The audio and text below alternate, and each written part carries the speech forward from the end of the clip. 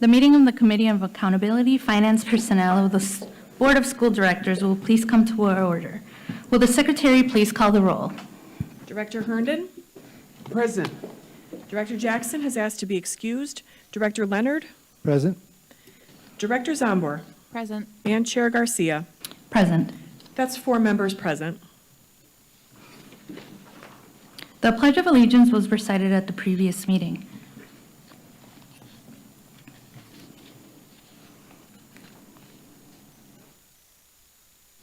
And I believe we were waiting for a broadcast? Or is that me? That would come next. Just to note that the meeting is being conducted from Central Services, and in order to allow as much public access and participation as possible, the meeting is also being broadcast via live stream on the MPS website and on the MPS YouTube stream. Both links can be found on the MPS website on the broadcast page. And then now we'd be ready for that announcement, Madam Chair. All right, thank you. Buenas tardes y bienvenidos a la Junta Escolar de las Escuelas Públicas de Milwaukee. Si desea escuchar esta reunión en español, por favor llame al 312-626-6799. Nuevamente, 312-626-6799. E introduzca el número de reunión 608-130-5362. Nuevamente, el número de reunión es 608-130-5362. Gracias. All right, for each of our items of business, we will hold a discussion and public hearing. So if you wish to speak, please fill out the speaker slip and bring it to the Secretary, Ms. Koala. We have no virtual speakers registered. When you are called upon to speak, please state your name and spell your name for the record. For the sake of fairness and to give everyone a chance to speak, the chair reserves the right to limit the length of time allowed to any one speaker. Written testimony will be accepted for transmittal to the board. Send this testimony to the Office of Board Governance, P.O. Box 2181, Milwaukee, Wisconsin 53201, or fax to 414-475-8071, or email it to governance@milwaukee.k12.wi.us. Just as a reminder, Robert's Rules of Order dictates that all comments should be directed to the chair of the committee. Also, any questions or requests, including those from the public, committee members, or the administration, are to be directed towards the chair, who will determine the most efficient way to address them. For the safety of all and to ensure a good order of the meeting, harassment or intimidation tactics of any kind will not be tolerated. Anyone who engages in such harassing or intimidating words or actions will immediately be asked to cease. If such behavior continues, a recess will be called, and the offending parties will be removed from the meeting. Anyone ejected from the meeting may continue to listen to the meeting or access the agenda's items online. However, the individual will not be allowed to rejoin the meeting. Also, no one other than members of the board, designated staff, and those who have been invited to present or participate in items of business will be allowed on stage before, during, or after the meeting of the board and its committees. Finally, for a listening audience, if you wish to access this evening's agenda items and attachments online, you may do so by visiting Meetings, Agendas, and Minutes page of the MPS website. Now let's begin. Madam Secretary, item 1. Item 1 is action on monthly personnel matters, action on classified personnel transactions, action on certificated appointments, action on leaves of absence, report on resignations and retirements, and the affirmative action report. The administration recommends that the board approve the promotions, appointments, and leaves as listed in the attachments to this item to be effective upon approval by the board. Would the administration please present the item? Madam Chair and members of the committee, Keith Posley, Superintendent of the Schools. We're asking for your approval of the monthly personnel and reporting items before you. Adria Matalini, Chief Human Resources Officer, is with me this evening, and we're prepared to answer any questions that you may have in regards to this item. Thank you. All right, do committee members wish to make any comments or ask questions? Director Leonard?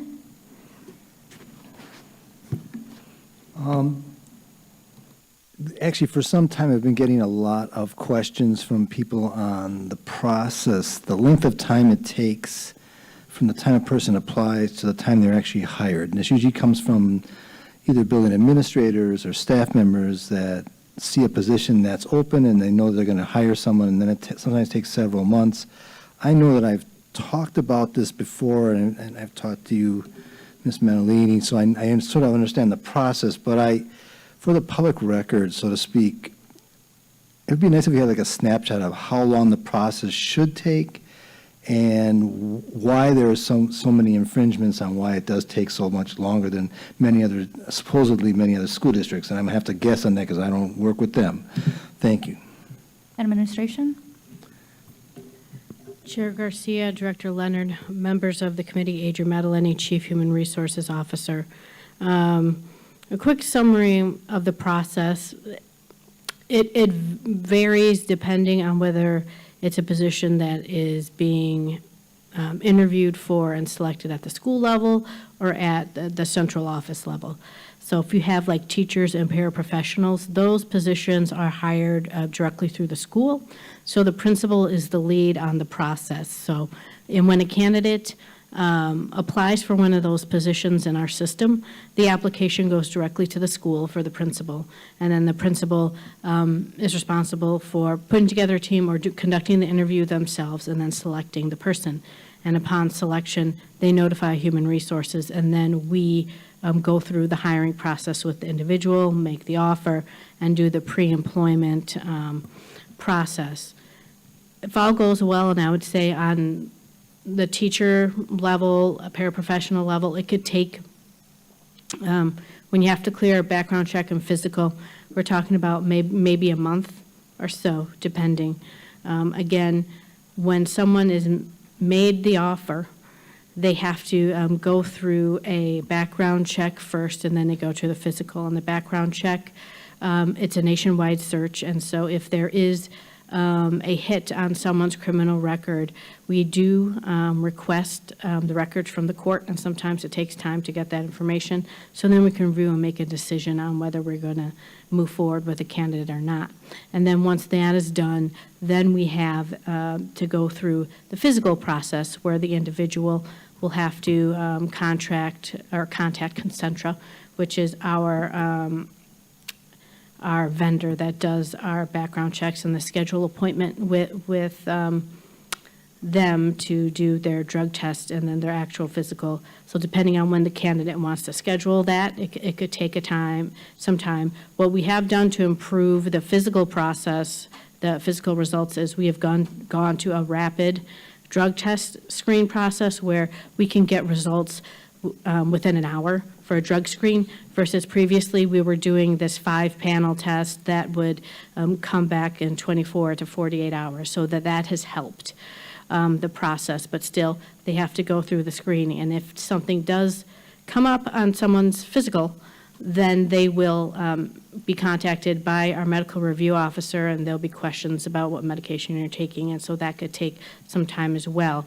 So there's a variety of hurdles there that can impede the process, but we do everything we can to get people in as fast as possible, encourage them to schedule their physical right away, get in, make sure they get their fingerprints. If it's a teacher position, for the background check, they have to get their fingerprints. And so that requires them to go to a field print office, actually get it done, so that could take some time.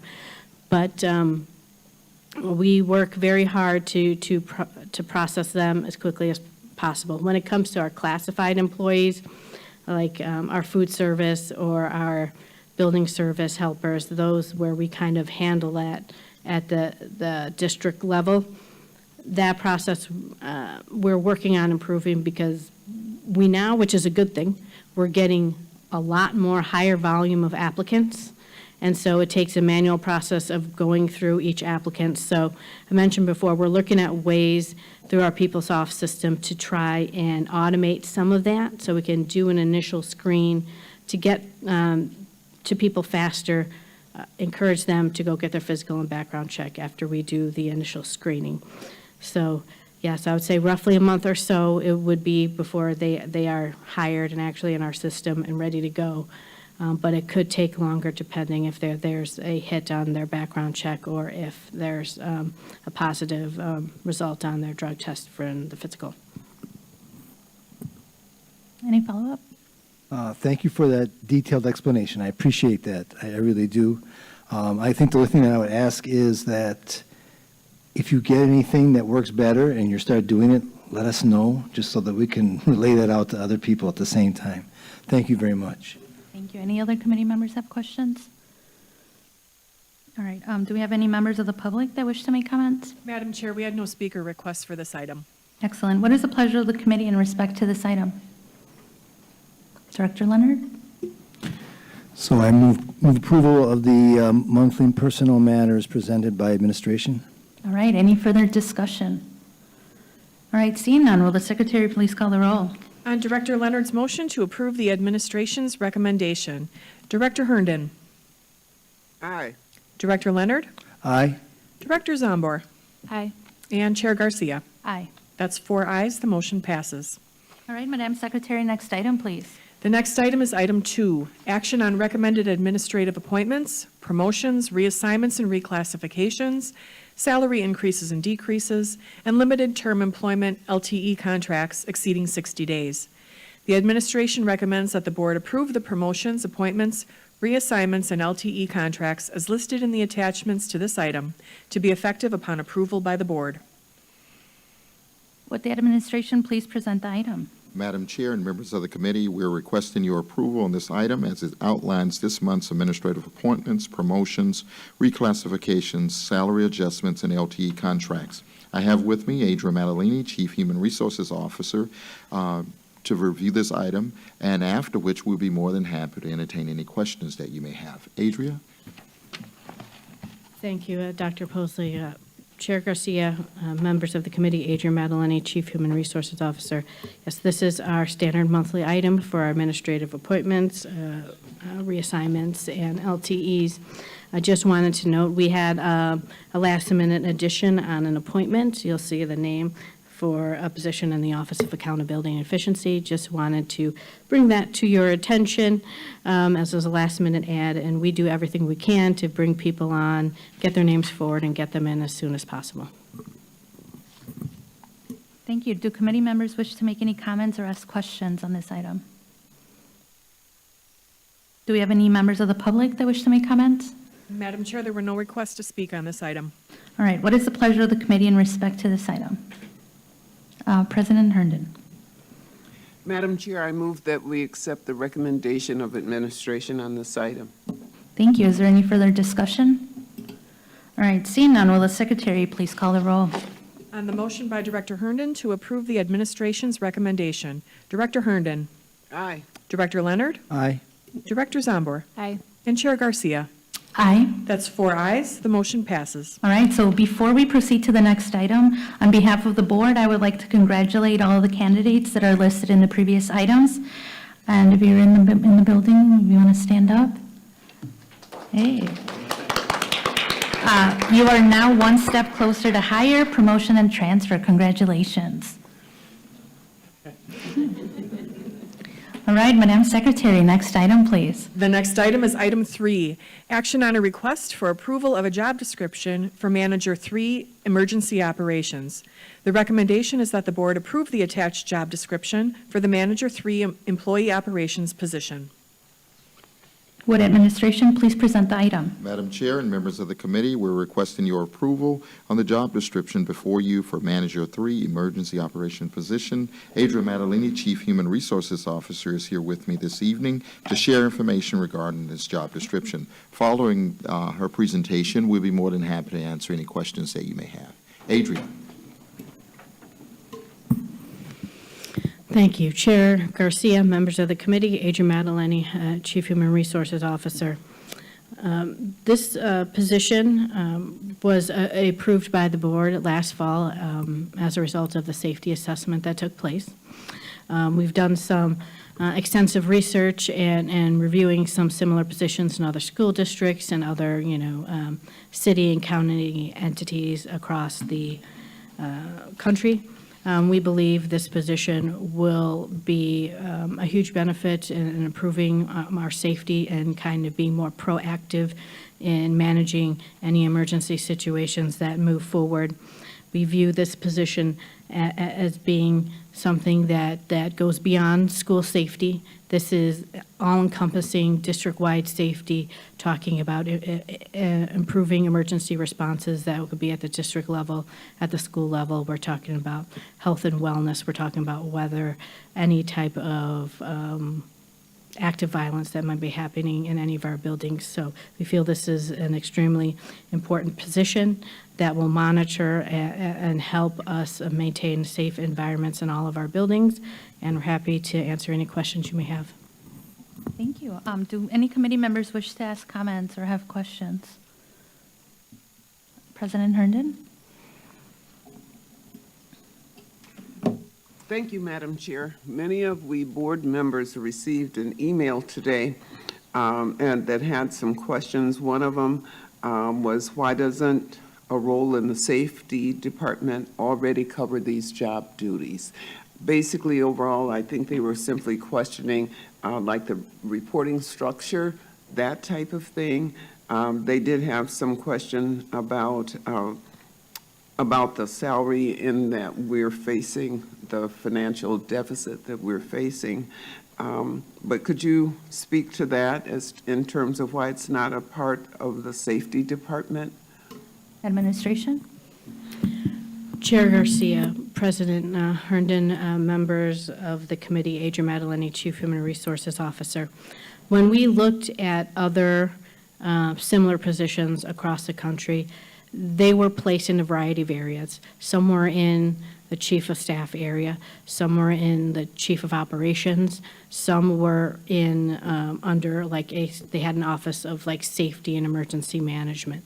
We don't have that structure of there being an office of safety and emergency management, but the way we have viewed the position, as I mentioned earlier, as this is an all-encompassing, and we feel they're going to have direct and immediate communications with the chief of staff, the office of the superintendent, the office of school administration. They're going to be working very closely with communications. We feel that that's very vital. So this position, we feel, needed to be elevated in an office that connects very closely with all of these areas, instead of going under the Department of School Safety, under the Office of School Administration.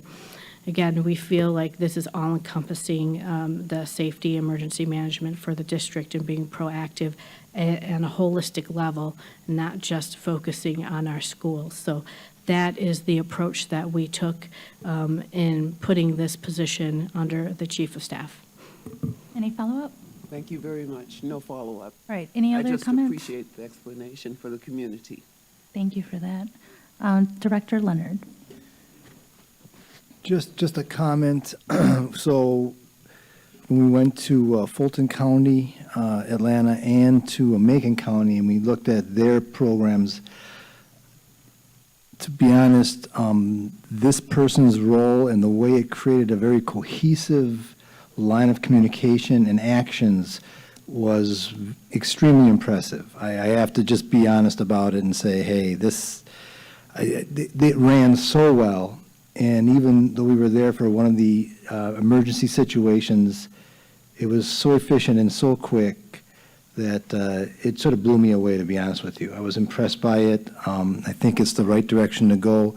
I also want to just push the fact that in very complex, large organizations like ours, I believe that you need people that can connect all those dots together at one time as efficiently as they can. So I don't feel it's a extra cost of money upon us, especially under the type of role this job is going to play. So thank you.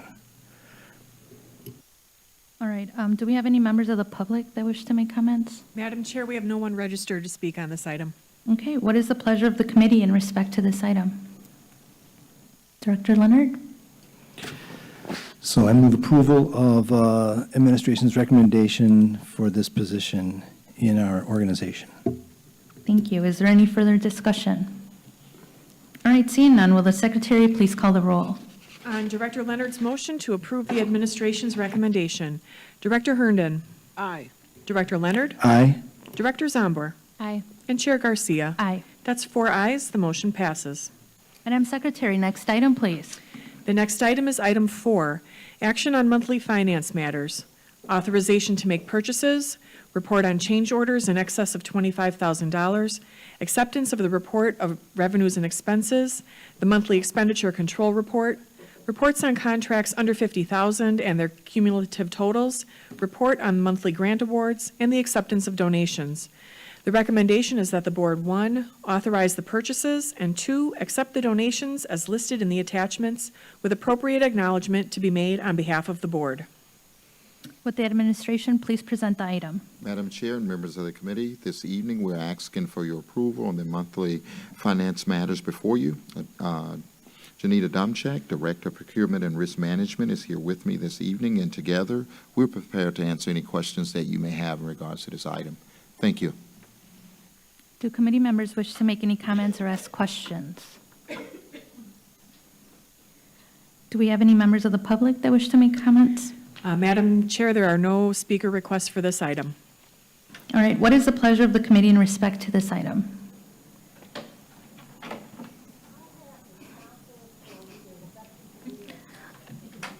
President Herndon, thank you. Madam Chair, I move that we accept the recommendation of administration on this item. Thank you. Is there any further discussion? All right, seeing none, will the secretary please call the roll? On the motion by Director Herndon to approve the administration's recommendation, Director Herndon, Aye. Director Leonard, Aye. Director Zombor, Aye. and Chair Garcia. Aye. That's 4 ayes. The motion passes. Madam Secretary, next item, please. The next item is item 5, action on the award of professional services contracts. The recommendation is that the board authorize the professional services contracts as set forth in the attachments to this item. Would the administration please present the item? Madam Chair and members of the committee, this evening, we're asking your approval of the professional service contracts before you. Janina Domchak and I are here, and we are prepared to answer any questions that you may have in regards to this item. Thank you. Thank you. Do committee members wish to make comments or ask questions? All right, do we have any members of the public that wish to make comments? Madam Chair, there are no speaker requests for this item. All right, what is the pleasure of the committee in respect to this item? Director Leonard.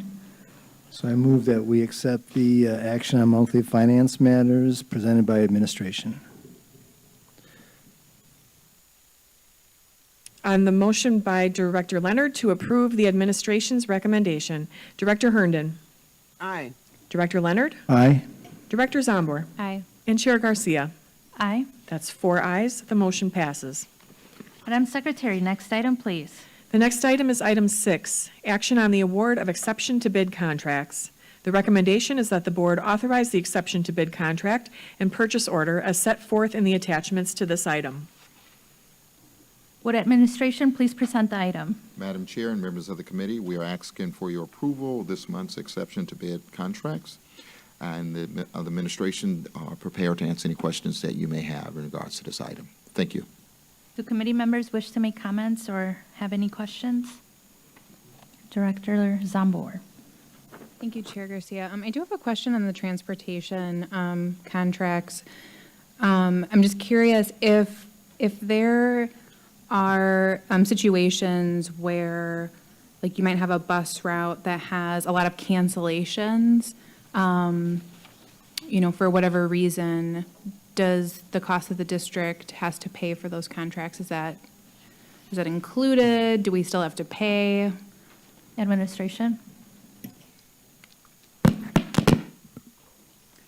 Director Zambar, Director Garcia, members of the committee, David Viferic, Director of Business and Transportation Services. We do have contract compliance for the district as it pertains to transportation. Currently, what we end up doing is if we get a report of a no service for any particular reason, we have that documented, and then we actually do liquidated damages. And typically, those liquidated damages are 1.5 times the cost of the day. So I don't want to say we make money, but we end up recouping the cost of that day plus half. Thank you. Is there any other comments, questions? Do we have any members of the public that wish to make comments? Madam Chair, we have no speaker requests for this item. Thank you. What is the pleasure of the committee in respect to this item? Director Leonard. So I move approval of this item recommended by the administration. Is there any further discussion? All right, will the secretary please call the roll? On the motion by Director Leonard to approve the administration's recommendation, Director Herndon, Aye. Director Leonard, Aye? Director Zombor, Aye. and Chair Garcia. Aye. That's 4 ayes. The motion passes. Madam Secretary, next item, please. The next item is item 7, action on a request to waive administrative policy 3.09, parent 9, parent E, and enter into a contract with U.S. Bank National Association and Canon Financial Services, Inc. The recommendation is that the board, 1, waive administrative policy 3.09, parent 9, parent E, and 2, authorize the contracts as set forth in the attachments to this item. Would administration please present the item? Madam Chair and members of the committee, the item before you on this evening's agenda is a request to waive Administrative Policy 3.09 to enter into a contract with U.S. Bank National Association and Canon Financial Services. I have with me Janina Adamczyk, Director of Procurement and Risk Management, to share out on this item, and after which we'll be more than happy to entertain any questions that you may have. Thank you. Janine? Chair Garcia, members of the committee, Janina Adamczyk, Director of Procurement and Risk Management. We're bringing forth these items. The first one, U.S. Bank National Association for Enterprise Banking Services. We are able to piggyback off of the state contract with respect to this contract, and we're asking to waive the 3-year limit for a term that's slightly more than 3 years and approximately 3 months, because we believe that is important for us to keep the banking relationship, and it makes it a lot more for the sake of continuity. And as a result, especially with the fact that it is part of the state contract, we feel that it's in the best interest of the district. The other item that we're bringing forth is, it's a 2-part, so to speak, contract. It's a lease agreement with Canon Financial Services Incorporated for a multi-purpose digital color press bundle, and also Canon Solutions America Incorporated for the printing usage costs to use that printer bundle. And we are asking to waive the 3-year contract and go into a 63-month term for both of these items.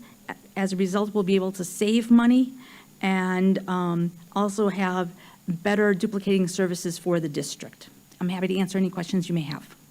Thank you. Do committee members have any questions or want to make comments? Director Leonard. So you answered my only question. So if it's saving us money and it's much more efficient and works more cohesively, I'm always going to be for that. Thank you. Do we have any members of the public that wish to make comments? Madam Chair, we have no speaker requests for this item. Okay, well, what is the pleasure of the committee in respect to this item?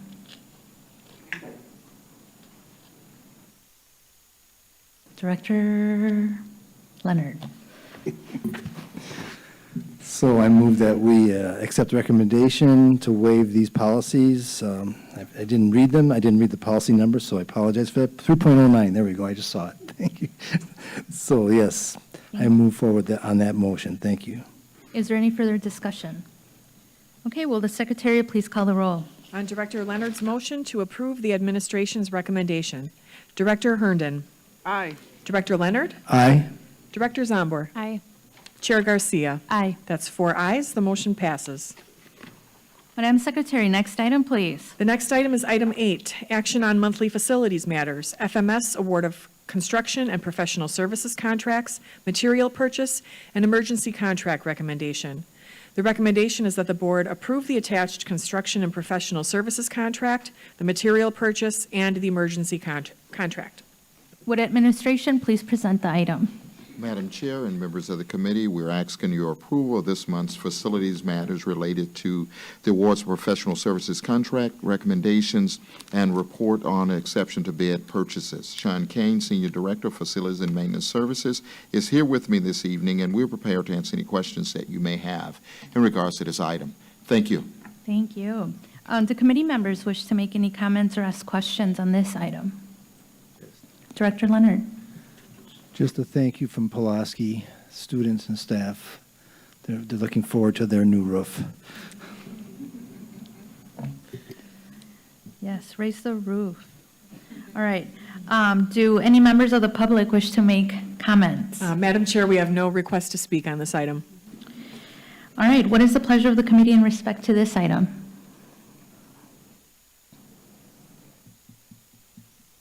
Director Leonard. So I move approval of action on our monthly facilities matters presented by administration. Sorry. Is there any further discussion? Okay, well, Madam Secretary, please call the roll. On Director Leonard's motion to approve the administration's recommendation, Director Herndon. Aye. Director Leonard. Aye. Director Zombor. Aye. And Chair Garcia. Aye. That's 4 ayes. The motion passes. Thank you, Madam Secretary. Next item, please. The next item is item 9, action on approval of Head Start carryover funding for the 23-24 school year. The recommendation is that the board authorize the request to submit an application to the Administration of Children and Families, Office of Head Start, approving the carryover of $1,261,812.77 to be transferred to the Milwaukee Public Schools Head Start program for the 2023-24 school year. Would the administration please present the item? Madam Chair and members of the committee, this evening, the administration requests your approval on the Head Start carryover funds for the 2023-2024 school year. I have with me Chrissy Washington, Manager of Early Childhood Learning, to share details on this item, and after which we'll be more than happy to entertain any questions that you may have in regards to this item. Ms. Washington. Good evening, Chair Garcia and other members of the committee. I'm Chrissy Washington, the Early Learning Manager, and I'm here to provide information regarding the request for approval of the application for the Head Start carryover funding. As has been mentioned, Milwaukee Public Schools Head Start program is eligible to request for the carryover of unspent funding from the previous program period, which was last school year of June 1st through May 30th of 2023, to be transferred to our current operating year program of 23-24's budget. During the previous program period, Milwaukee Public Schools Head Start faced significant staffing shortages, which resulted in underspent funding, which totaled the amount of $1,261,812.77. In response to these challenges, the MPS Head Start team engaged in internal discussions with the budget department to identify strategic ways to utilize these funds for the benefit of the program. As such, an application, which is attached, was drafted, and it further details how these funds will be allocated to be expended in areas that would include updates within the classrooms and bathrooms, primarily for programmatic support with additional hours that would enhance overall program effectiveness and safety, as well as purchases towards health and education supplies. All funds are planned to be expended by the end of the budget period, which is May 30th of 2024. As such, the approval of the application is required from both the Milwaukee Public Schools Head Start Policy Council, which approved this request to submit the application yesterday evening, as well as to the board, which we're here now to do before transmitting to the Administration for Children and Families. Upon approval, the application will be submitted March 1st, 2024. If there are any questions regarding this request, I'd be more than happy to provide a response. Thank you. Thank you. Do committee members wish to make any comments or have any questions? Do we have any members of the public that wish to make comments? Madam Chair, there are no speaker requests for this item. All right, what is the pleasure of the committee in respect to this item? Director Zombor. I move approval of the administration's recommendation regarding the Head Start carryover funding. All right, is there any further discussion? All right, Madam Secretary, please call the roll. On the motion by Director Zombor to approve the administration's recommendation, Director Herndon. Aye. Director Leonard. Aye. Director Zombor. Aye. And Chair Garcia. Aye. That's 4 ayes. The motion passes. Thank you. Madam Secretary, next item, please. The next item is item 10, action on Resolution 2324R-007 by Director Zombor on an audit review of the expulsion process. The recommendation is that the board adopt Resolution 2324R-007 with the recommended revisions as attached, with a report back to the board no later than August 2024. Thank you. And Director Zombor, as the sponsor of this resolution, would you like to make any comments? Sure. Thank you, Chair Garcia. So the board has maintained a longstanding practice of delegating our expulsion authority to independent hearing officers.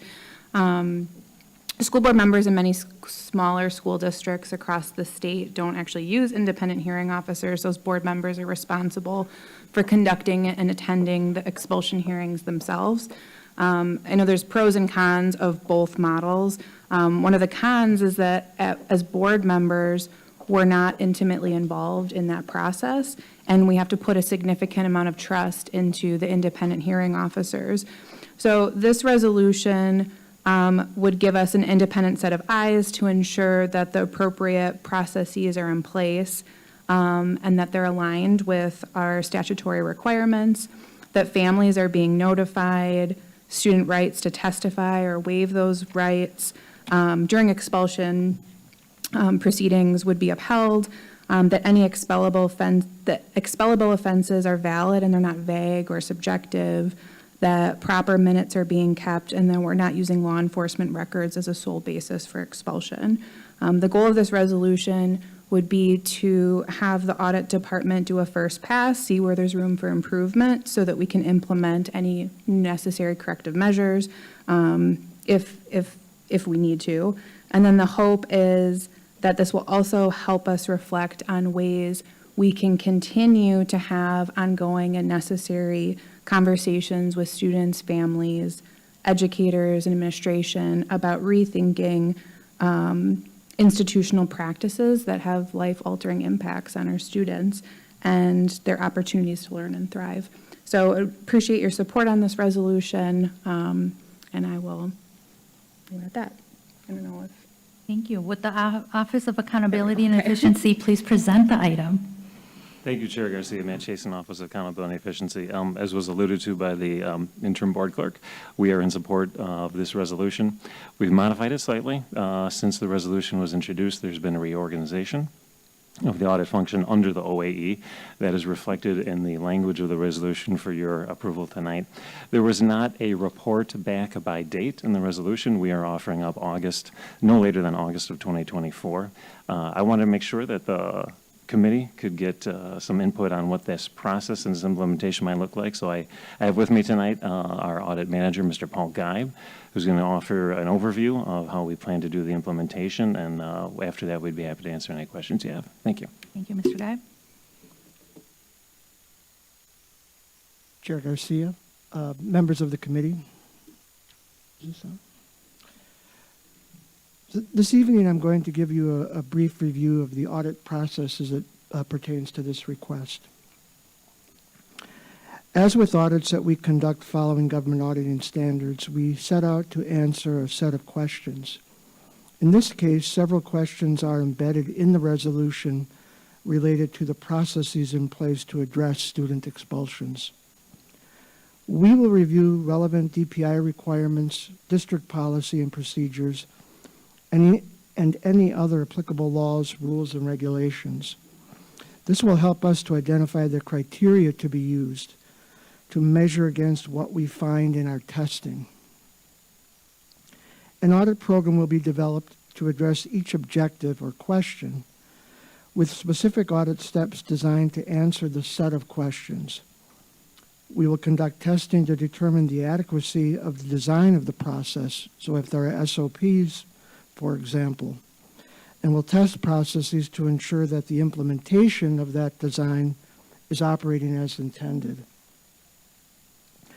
A draft report will be developed and shared with key administrators for their feedback. Along the way, any issues that are identified will be communicated timely to the administration.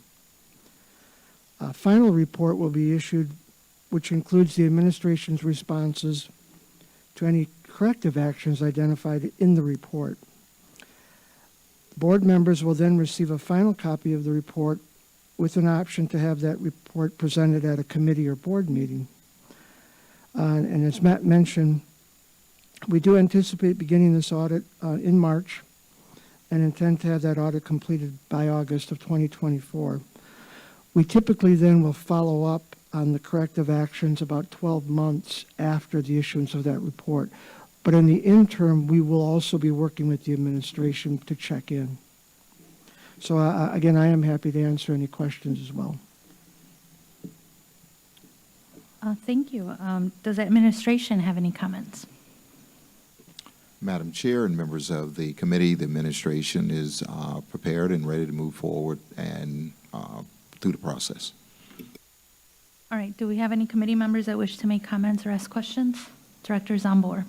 Thank you, Chair Garcia. I do have a question about the August timeline. Is that like pretty typical? Is there a chance it could get done sooner? Or is there a chance that it would take longer than August?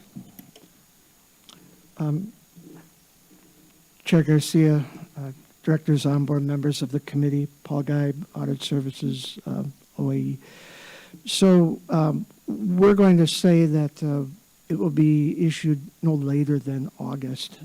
We will definitely be starting on it in March. We'll get an invite out to have an opening meeting with Mr. Boswell and other key members of the team. And I'm anticipating that, you know, as long as we receive the requested information and we have good communication, should be able to issue that most likely before August. Thank you. Is there any other questions? All right, we do have two slips that have been brought to me. We have one speaker, Ms. Jennifer Ohlendorf. If you would like to approach the podium, we'd love to hear, that says you're in support, so let's hear it. Thank you, Chair Garcia, Administration. My name is Jennifer Ohlendorf, last name spelled Ohlendorf, and I am indeed in support of this, and I'm pleased to hear that the administration appears to be as well. But I do want to make an emotional appeal about my family's personal experience with the expulsion process that makes me in support of this.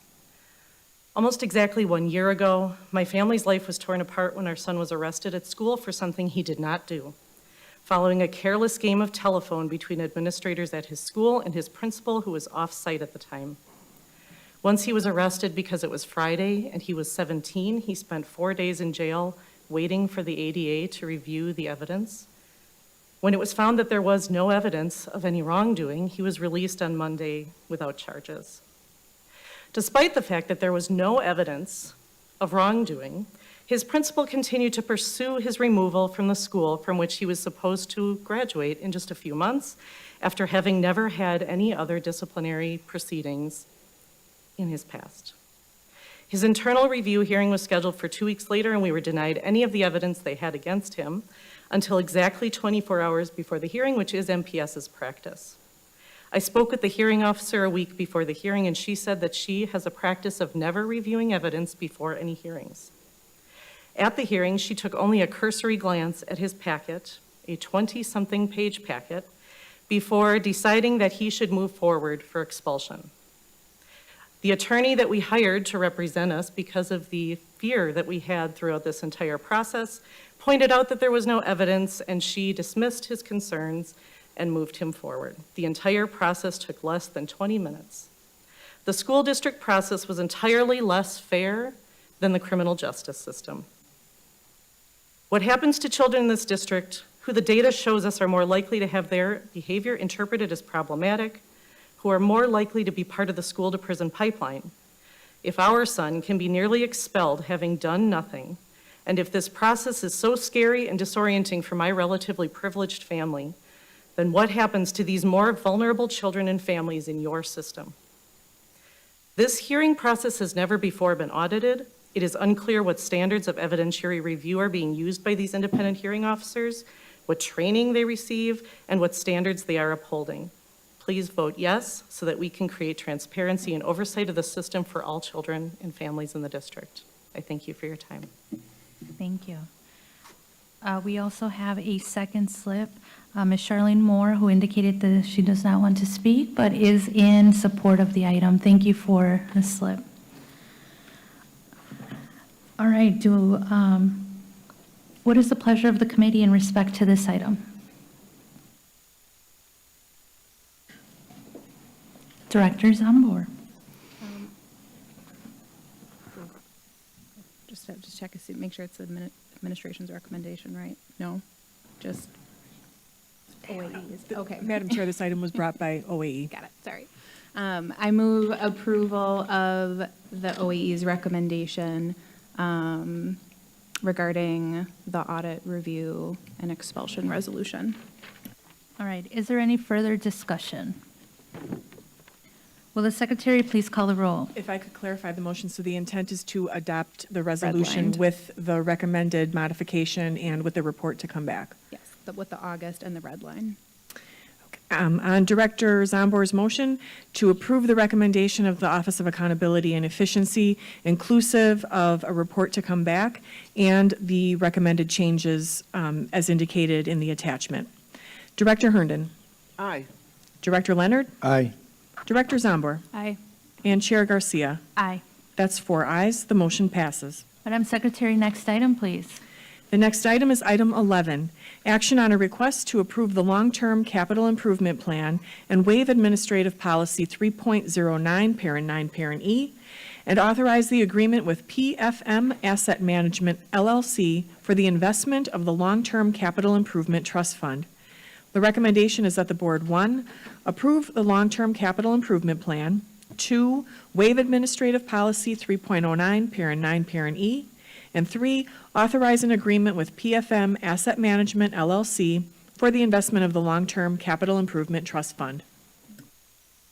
Would administration please present the item? Madam Chair and members of the committee, this evening, the administration requests your approval on the long-term capital improvement plan and waive administrative policy 3.09 to authorize an agreement with PFM Management for Long-Term Capital Improvement Trust Fund. I have with me Nick Simran, Director of Finance, who will walk us through, along with the team this evening. Nick, take it away. Good evening, Madam Chair, committee members. Nick Sinram, Director of Financial Planning and Budget Services.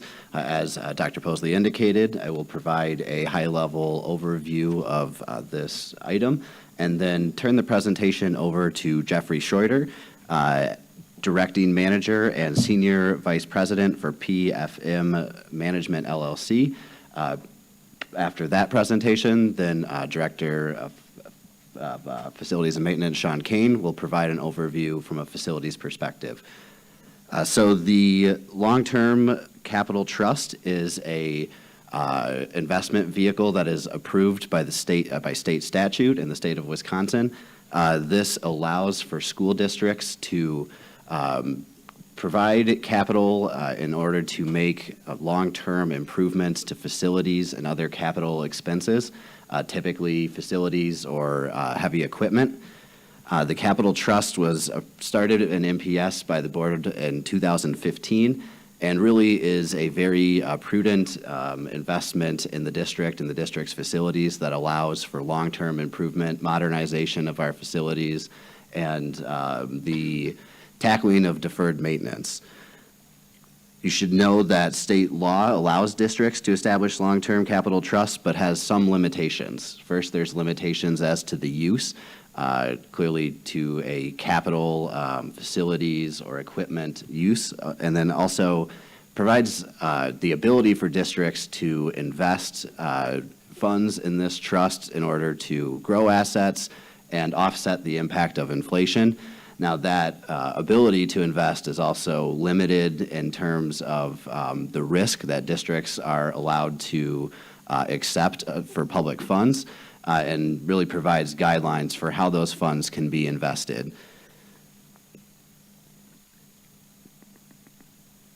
In addition to these limitations, they also provide guidelines for how state contracted asset managers are able to act and invest funds and what requirements are placed on them. It's important to note that PFM Management LLC is contracting with the state and technical college system, and we are piggybacking off of that contract. Now I'll turn quick to an overview of the long-term capital improvement plan that is being proposed by the administration. The administration has established kind of two areas of investment that we plan to focus on, and that would be preserving capacity and expansion of capacity. In the first year, the administration proposes applying $50 million to expansion of our capacity. Expansion includes program consolidation and relocation, regional development, major remodeling projects, and ESSER project cost overruns. This essentially is the administration using $42 million of the long-term capital trust in order to bring some ESSER projects across the finish line. And then in years after that, the administration proposes utilizing $10 million annually to the preservation of capacity. Preservation of capacity includes environmental code compliance, ADA upgrades, security improvements, vehicle replacement, and major maintenance and deferred maintenance. I should also note that currently the trust balance is $129 million. At this time, I'd like to turn the presentation over to Jeffrey Schroeder, like I said, managing partner of PFM Management LLC. Thank you, Nick. Thank you, Nick, and good evening, Chairman and Board of Directors. That was a nice overview, Nick, of the project and the plan. Our job, should you approve this agenda item, is at PFM Asset Management, is to help you maximize the investment income on the $129 million that Nick mentioned over the life of this capital plan, which is currently forecasted as a 10-year capital plan right now. So we'll invest the dollars to again, to maximize investment income, but safety of the investment is certainly the number one priority. As Nick indicated, limited by the Wisconsin public fund investment statutes. There's limited types of investments, very high quality investments that government entities can invest in, such as U.S. Treasury investments, U.S. agency investments, high grade corporate bonds, possibly bank deposits and certificates of deposit. We would invest this to coincide with the forecasted spend, as Nick mentioned, $50 million initially in the first year, and then $10 million in years 2 through 10 is the current plan, and I think Sean's going to have more to say about that. Currently, interest rates are up, as you may know, and so that's a good thing when you're investing dollars at these levels. Given the current spend plan, we forecast being able to produce investment income in excess of $21 million, given current rates and the current spend. So an additional $21 million to spend on good capital projects. So that's really all I had to say about the investment of the dollars until you spend them.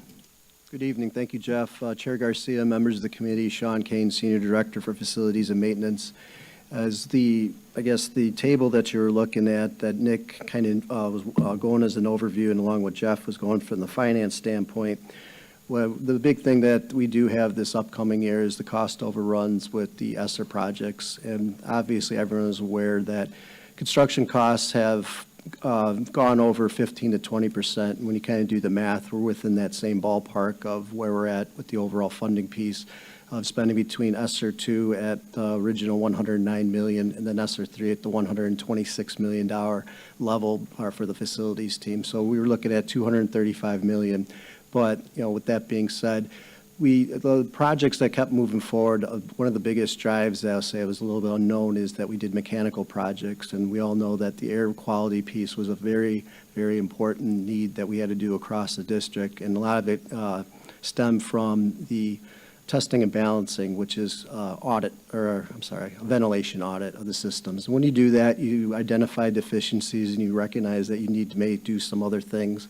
But along the way, too, we want to honor the school's projects that, that we committed to, the painting projects, some bathroom renovations, and obviously we had the additions putting on certain sites where we did see some cost overruns there as well. There is that $1 million piece that we're looking to put towards the long-range facilities master plan. That is looking to work within the strategic plan, possibly right-sizing the district. And then the $7 million is right now would be going to our typical deferred maintenance projects, roofing, windows, parking lots, et cetera. That's part of the stuff that I'd like to, keep moving forward. I know Director Leonard made a comment about the Pulaski roof. That's a perfect example. It's deferred maintenance. But to put a little backstory to it, we previously did 40% of the roof of the footprint. And right now we did another 40%, and it came in at $2.3 million. We still have 20% to go. So just the cost of doing construction business is skyrocketing. And, this is a nice funding source that I think if we're very methodical moving forward that we can address deferred maintenance needs. Thank you. Do committee members wish to make any comments or ask questions? Director Leonard? Oh, Mr. Chason. Thank you, Chair Garcia. Matt Chason, Office of Accountability and Efficiency. First of all, my understanding is that PFM Management Asset LLC is in fact currently our trust asset administrator for our OPEB trust fund. Is that correct? Yeah, yes, that is correct. Yes. Mm-hmm. Thank you. And just a quick follow-up. It's not perfectly clear from the chart. Is the intention of the planning that we have here to exhaust both the principal and the estimated interest over the 10-year period? Or is there intent to have some residuals at the end of this 10-year plan? Excuse me, Chair Garcia, members of the committee, Mr. Chason, Sean Kane, Senior Director for Facilities and Maintenance. What we're looking to do is take a look, as we all know, we can't guarantee what's going to happen in 5 years. I'm looking at, previously we had the $309 million of deferred maintenance. We were able to take a slight chunk out of that with the ESSER projects, and it's just looking to keep trending and moving forward. Because when you kind of look at, we have 16 million square feet of 16.2 billion square feet of building. And now we're adding more with Reagan, Greenfield, Fairview, Vincent, et cetera. So once you start looking at, you look at deferred maintenance, and one of the best practices is take chart or budgeting for $1.50 per square foot. So in realistic terms, if you're looking at $24 million a year, but again, we have to look at what our staffing levels are, what the bidding environment is, because again, you don't want to be bidding against yourself and be paying a premium. So we're trying to be very methodical about this, very economical, and take a look at what projects could be going, looking at roofs, windows, et cetera, because, boilers, everyone wants heat, everyone does want water on their heads. So, those are the projects we're looking at. So it's kind of looking at maybe a spending authority. So we're going to, like I said, be very methodical about it. Any follow-up? Thank you, Chair Garcia. Yeah, I guess what I'd be looking for, if at all possible, for the full board is an actual schedule that would give the board a good sense of what the anticipated balance is on any given year per the plan that's described here. I wholly understand that the circumstances are very fluid as it relates to bidding and expected costs.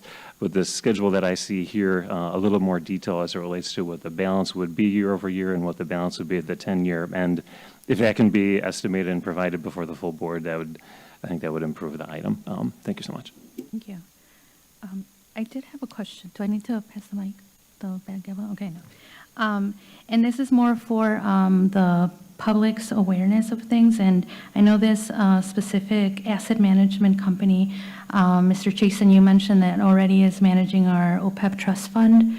But I just wanted to, considering that you're in the room right now, if you can just speak a little bit about the process, and this is specifically in the investment component of things, because I think that right now a lot of folks are being very more eyes on how our money is being invested, like what corporations we, are supporting or not supporting. So if you can just speak a little bit more about how we utilize that process to make sure that whatever we're investing is aligned to the values, of our organization and the ethics around that. Sure.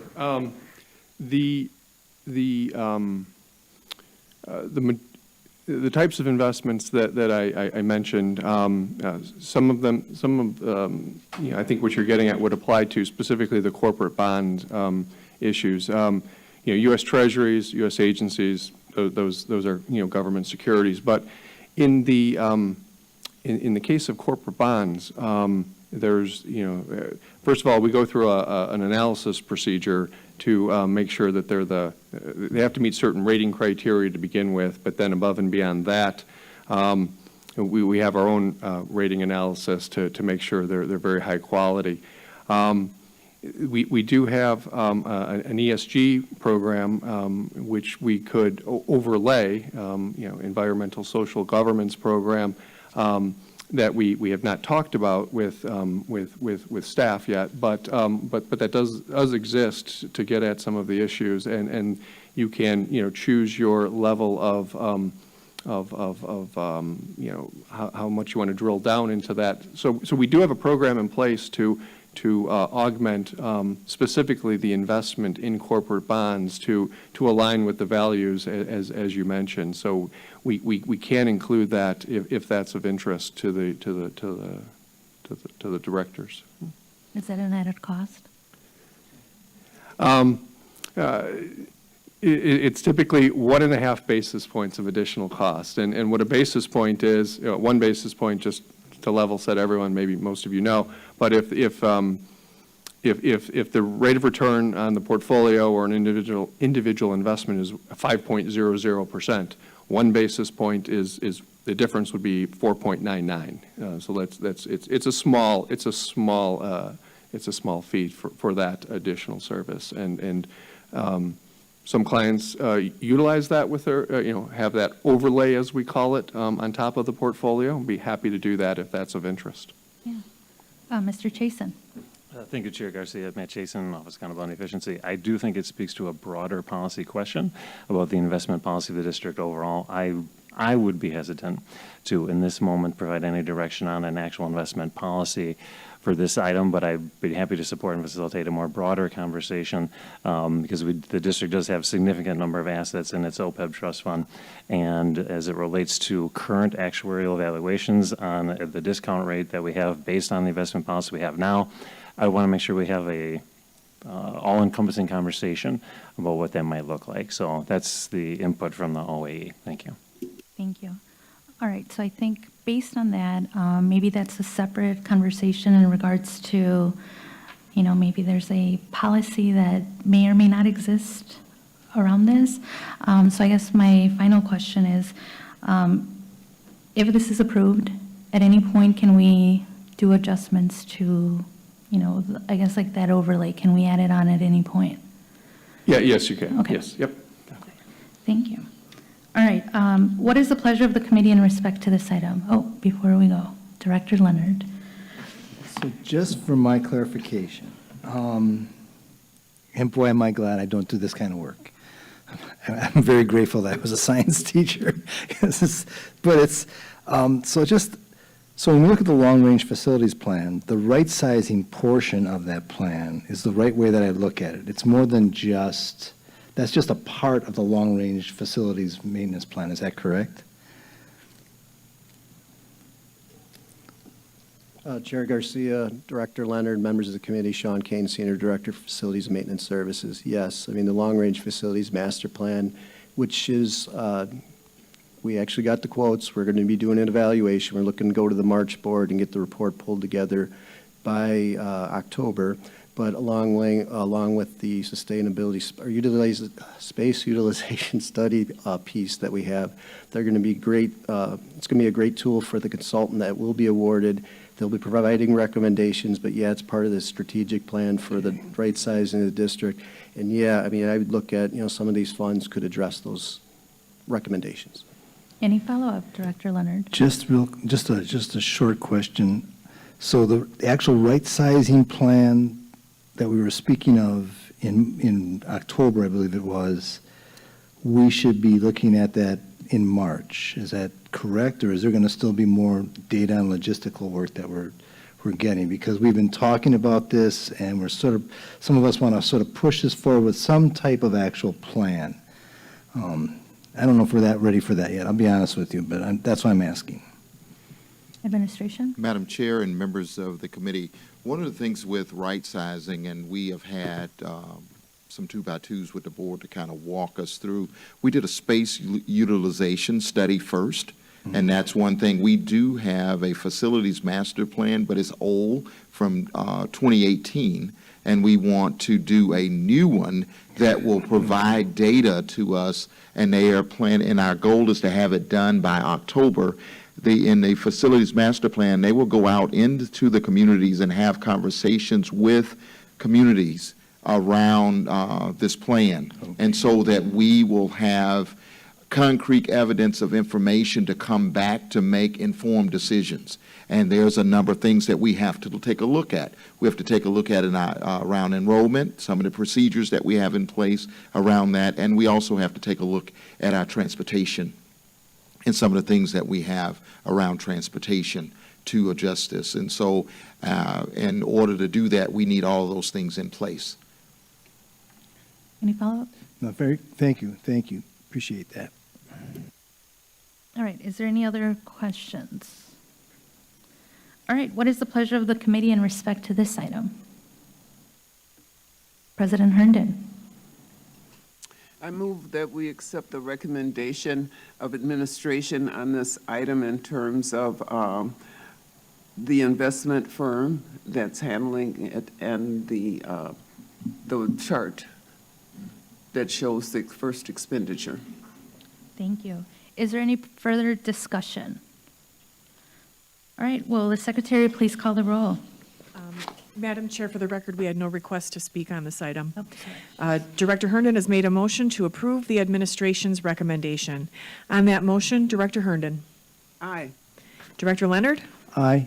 Director Zombor. Aye. And Chair Garcia. Aye. That's 4 ayes. The motion passes. Madam Secretary, next item, please. The next item is item 12, a report with possible action on the MPS school nutrition program. This is an informational item. Although it has been noticed for possible action, no action is required. Thank you. Would administration please present the item? Madam Chair and members of the committee, this evening I have with me Mr. Omar Abdullah, Director of School Nutrition Services, to present an update to on the school nutrition program. So after he's complete, we'll be more than happy to answer any questions that you may have. Omar? Chair Garcia, members of the committee, Omar Abdullah, Director of School Nutrition Services. Today's nutrition report, as it's presented, we follow 5 priorities of success in all of our operations, and we are also implementing the MPS strategic plan in our operations to make continuous improvements. This slide shows the 2023-24 school year meal count information. The left side of the slide table shows the meals that we served during the summer program, June 1st through August 30th of this school year. A total of 202,000 meals were served in summer. And then on the right side, the table shows meal counts for the school year. You see the breakdown between breakfast, lunch, snack, and dinner. So we have altogether 5.4 million meals served this school year so far, which is about 418,000 meals improvement over the same period last school year. Next slide presents information about the fresh fruit and vegetable program. MPS proudly participates in the USDA fresh fruit and vegetable program every year. For this school year, 74 of our schools were granted this award for a total of $1.8 million. Next slide, basically we want to share information about the menu improvements.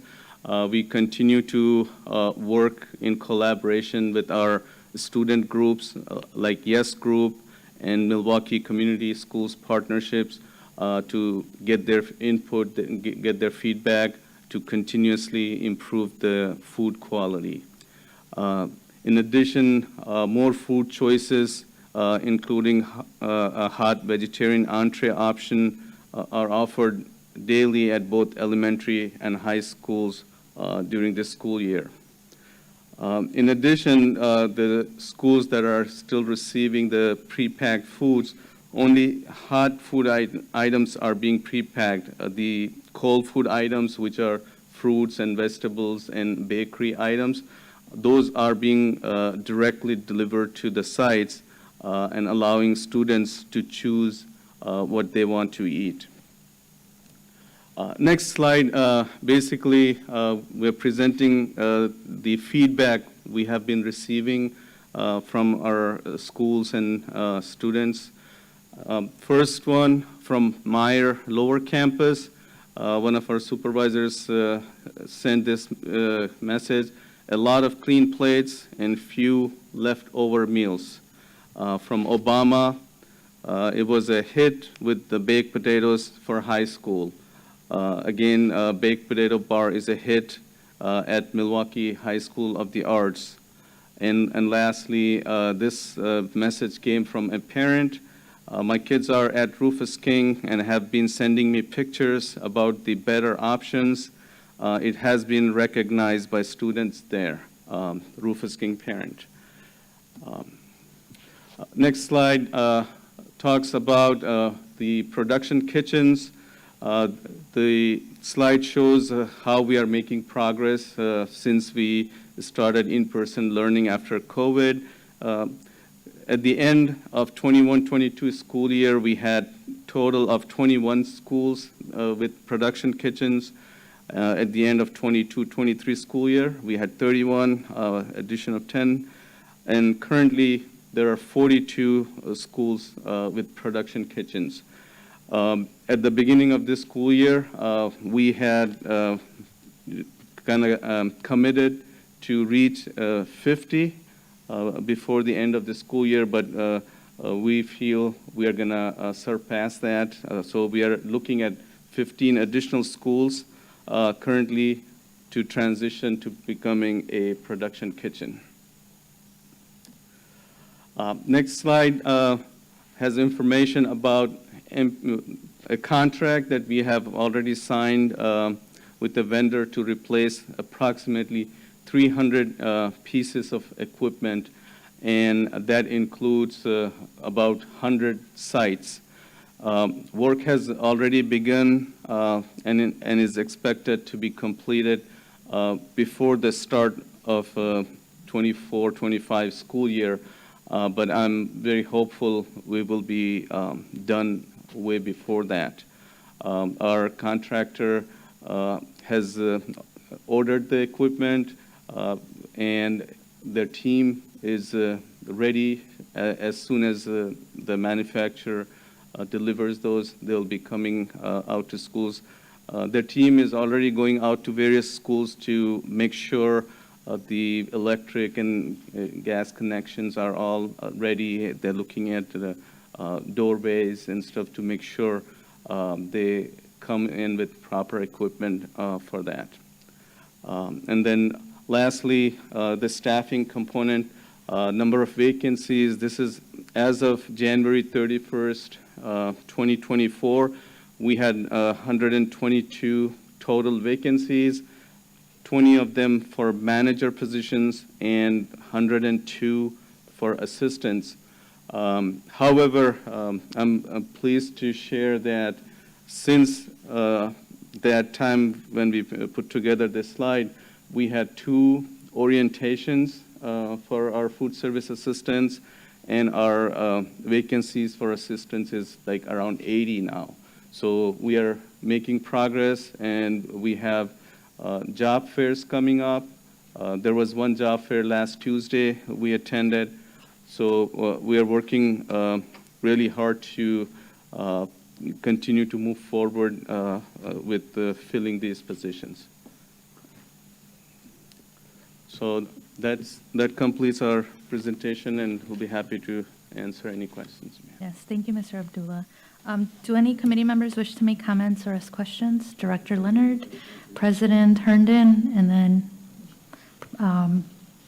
Director Zambor. So first of all, a very positive comment. We are going in the right direction, and I think that that has to be publicly noticed. I was looking at our numbers, just staffing numbers, and now when you gave me the 80, that's much better. So we've made improvements, even significant improvements, just from, I believe from October, if I look at the report the correct way. Getting to 57 full production kitchens will be exciting. Out of curiosity, oh, one more thing. When you say hot pre-packed lunches, that is only for there is no production kitchen, correct? Administration? Chair Garcia, Director Leonard, members of the committee, that is correct. Okay, just wanted to make sure that was clarified as well. So, no, keep up the great work. Let's keep moving in the right direction. Director Simpson and I have been working with the YES Group and the Food Justice Committee, and everybody seems to be feeling quite positive in the directions we're going. So, thank you. President Herndon. Yes, I too wanted to say good job. We appreciate it. Thank you so much. Looking back on where we started with this, we've come a long way. You've done an excellent job, because the first thing, when I got on the board in 2019, the first thing that we heard was the food was horrible. And then when I started digging into it and research, that's when I found out about the lack of kitchen equipment. So for the public's information, they need to really understand and dig into what you presented tonight. Some of the language they may not necessarily understand, so it would be great if you would explain the whole thing with a production kitchen and how the equipment had to be purchased, because I think you had in there where you were waiting on equipment to come, or it was in the budget somewhere. I know I read it. And the community needs to know that, as we're getting into deep budget discussions again, and this may just kind of go over some people's head, but this is a huge accomplishment in just a matter of a couple of years. Thank you. Administration? Chair Garcia, Director Herndon, members of the committee. First of all, thank you for your positive comments. A production kitchen is where food is ordered by our kitchen staff, and they prepare the food and serve right there in that particular kitchen for their own students in that school. Versus a pre-pack or central kitchen, they would pack the food in individual packs and deliver them to the receiving schools. So that's the difference between a production kitchen and a receiving kitchen, we call it. Any follow-up? Yes. I run into a lot of people that are always talking about their experiences going through school in MPS and the smell of the yeast baking bread and the tasty mock chicken legs. So a production kitchen would provide that ambiance again in the school, basically, is what I'm saying, because the food is being cooked right in the building. Thank you. Thanks. I think you're making everyone hungry. All right, and Director Zambor. Thank you, Chair Garcia. Yeah, I could go for a baked potato right now. So I also want to echo what everyone said, that, thank you for your work on this. It's really good to see us going in the right direction. I did hear from a parent who, was like their child has a lot of allergies, and they were very hesitant to have their child eat at school But once they started asking questions, the school was incredibly accommodating, and they just reached out to tell me how wonderful it's been. They don't have to pack a lunch anymore, and just like hats off to the nutrition department for working with them to make sure that their child can eat something that's safe for them. I did want to ask a couple questions. One, I noticed on the school year meal count, it looks like the number of snacks are going down, dinner is going up. Is that us providing more dinners instead of snacks, or is that something else? Administration? Chair Garcia, Director Zambor, members of the committee. That is correct. We have tried to switch schools that were receiving snacks to dinner. And the schools, it depends on the activities they have. So if some schools, they have a longer period of attendance for students, we have been trying to offer dinner instead of snack. Any follow-up? Yes, thank you, Chair Garcia. Well, that's great to hear. I'm glad to hear that we're doing that. Another question, I did have someone ask me, so I know in some of our schools we have aquaponics programs where they grow their own, lettuce, but I've also heard that there might be restrictions on schools serving that. Maybe, and I'm not sure, is that something related to our contracts with food vendors? Is that a state regulation, or is what I'm hearing just inaccurate and we can't actually serve, or schools can't serve the food that's being grown in the schools? Administration? Chair Garcia, Director Zambor, members of the committee. We can use the products that are grown in our schools. However, there has to be a proper infrastructure for it in terms of making the food safe. It has to meet certain requirements to get into our buildings and keep it completely separate from other commercially procured food items, so there is no food contamination and stuff like that. So you have to have proper infrastructure. As we move forward, once we have more staff, we can definitely look into that aspect. In fact, there is a USDA grant that we may possibly either apply for it or partner with someone, which is about school meals innovation and transformation. That's something that we can explore, those type of situations, if we can incorporate them into our food supply. Any follow-up? All right. Yes? Madam Superintendent Chair, Mosley. members of the committee, I just have to add, I was just at Story School on yesterday, and the cook manager, Johnny Mae Carter, and children were coming down to find out what was for lunch. It's a full-service kitchen. They wanted to know what was for lunch, and I said to her, do you have a lot of waste or anything from lunch? And she said, absolutely not. All of the children love eating. They can't wait to have lunch. Everyone is excited about lunch. So I witnessed a number of students, it was right after breakfast time, coming down to try to find out from the cook manager, what are we having? So some great things going on out there, and I just want to give that cook manager a shout out, because the children really looking for her and looking for the wonderful recipe that she have pulled together for them. Thank you for that. And I just want to underscore the tremendous amount of intentionality that has been built into this. Even with the quotes that you are sharing with us, we're getting a pretty good representation of folks that, parents and students. And, it is great to be able to hear just the reflection of the hard work. So congratulations. All right, and we do have one slip for request to speak, and thank you for your patience. Would Ms. Anita Garrett please approach the podium? My name is Anita Garrett, spelled A-N-I-T-A, Garrett, G-A-R-R-E-T. First of all, I want to thank the committee for letting me, allowing me to come and speak.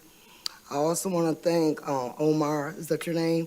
He is doing a real good job on changing the school's meal. There's a lot of you seen me here before complaining about the uncooked food, prepackaged food, but I can admit that I have been going into these schools and I have seen a change. Changes, we still need more changes, but changes are coming. And not only that, it allows me to say that it shows that you guys are listening to parents, complaining, and students complaining about these schools' lunches. Also, then, I just had to just say that's a shout out. That's a good job that he's doing on that. But my question it is now, as he sit up here and said, he said 42 schools have changed to production. I would like a list of the schools that you said has changed. Also, you said 15 more schools are in consideration. I would like a list of what schools are you talking about in consideration. Okay, and also then on my committee that we're also talking about the breakfast, okay? We're talking about the breakfast. Have there been any changes, any more changes with the breakfast? Because as you know, when she mentioned it too before, I used to look forward to going to school for breakfast and lunch. I came from a family that didn't have any more, and as you know, we got families out there that still exist that look forward to, getting up in the morning, going for breakfast, but they're not allowed to eat breakfast because you ain't cut the time off, okay? Sometimes, like my grandkids, they have to catch the city bus to school. By the time they get to the city bus, because I have 5 kids, I can't take each and every last one of them to school. So some of those high school ones have to catch the city bus, and by the time they get to the school, breakfast is cut off, okay? I'm struggling, as you know, the prices of food has went up. So as a single parent raising 5 kids, because I got my grandkids because my son died, okay? So I'm doing the best I can. I can't afford to, to feed them breakfast and lunch because I do have dinner prepared for them when they come home and on the weekends. So, but on my, I must admit that my kids was wilding out at school. He was coming home throwing the book bag and all kind of attitudes and all kind of spirits. Can you imagine me as a grandparent dealing with all these? Because he said, I'm hungry. I said, well, did you eat breakfast? Did you eat lunch? He said, by the time I got to school, they said I couldn't have none.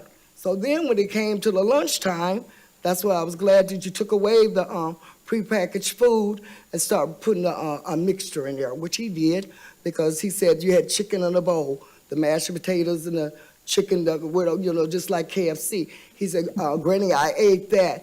Also, he said you brought in back the chicken patties, So these are some of the things that kids like, And Omar's on one of my committees. He just don't know which committee he's on with me.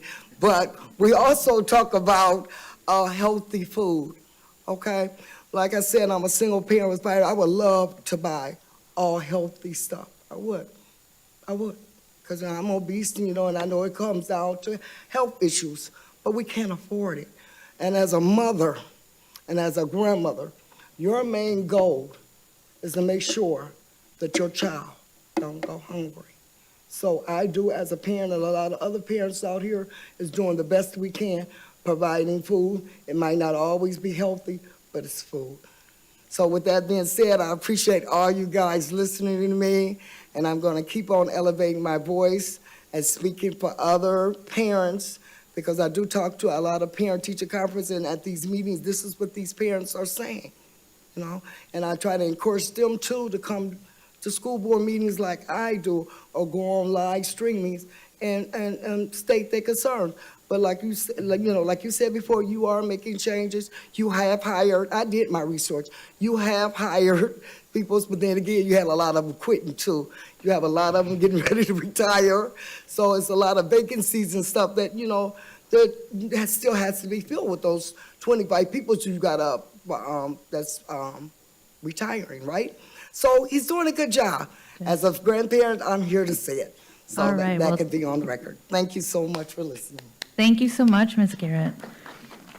And I know with the speaker, they requested some information, so just making sure that reaches just us, and we do have your email, Ms. Garrett, so we'll make sure that that can also be shared and made public.